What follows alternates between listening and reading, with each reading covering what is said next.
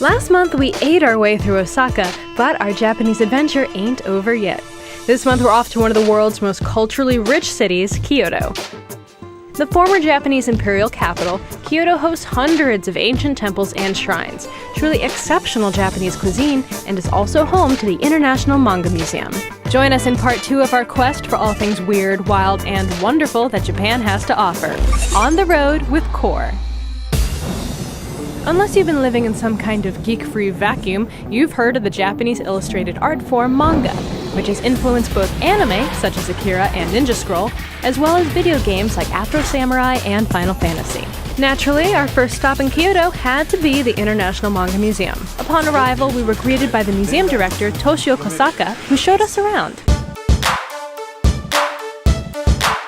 From workshops with famous artists to in-depth displays outlining the history of the art form, there is something for every interest level here at the museum. For hardcore fans, you can spend hours checking out the detailed exhibits highlighting manga art and artists from around the world.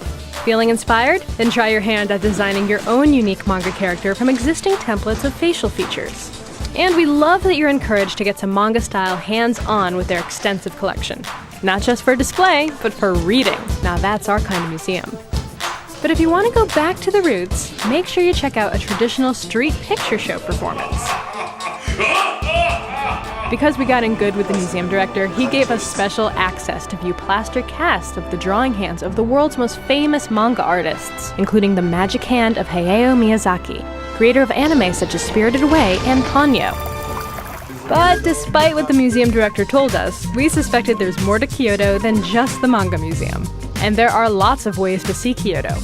Bikes, boats, and of course cabs. But just so you know, tipping is not expected in Japan, even if the guy seems like he really deserves it. And as any resident will tell you, all roads lead to Nishiki Market. Nishiki Market is Kyoto's one-stop shop for everything delicious and Japanese. From mountains of green tea to tiny little octopi on a stick, we're talking total sensory overload as you negotiate this gauntlet of culinary delights. It took us about 2 hours just to walk through. I'm gonna eat this.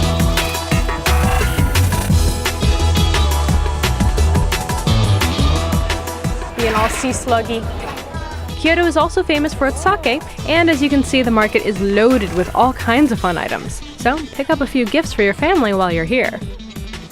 If you need to recharge, you can grab an ice-cold matcha green tea, but sometimes that just isn't enough to soothe a tired spirit. Well, Kyoto has an answer for that too. The shrines and temples found throughout Kyoto are hundreds of years old, and many of them are listed as United Nations World Heritage Sites. Often surrounded by bamboo forests and gardens, one only needs a moment to enjoy the zen-like tranquility. This is timeless Japan, and Kyoto is full of these magical spots.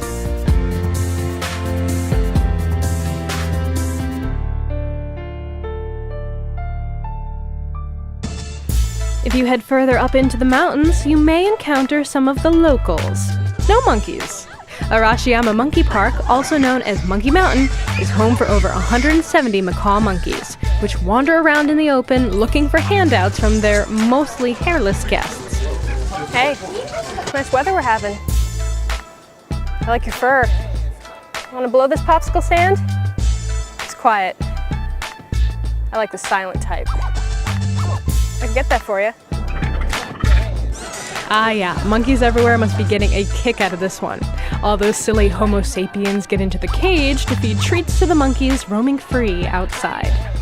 Now, while they appear cute and cuddly, don't get too close or look them directly in the eye. Those teeth are sharp. Last thing I need is to get monkey terrorized in Japan. I'm gonna go now.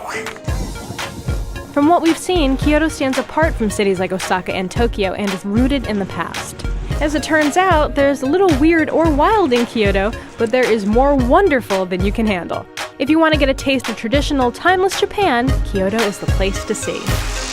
And coming soon, we wrap up our journey in Tokyo, the largest, most hyperactive city in Japan, where we get comfy in the Toto Toilet Museum, a quirky cat cafe, and blow off some steam in a rather unconventional way. Until next time, domo arigato and sayonara.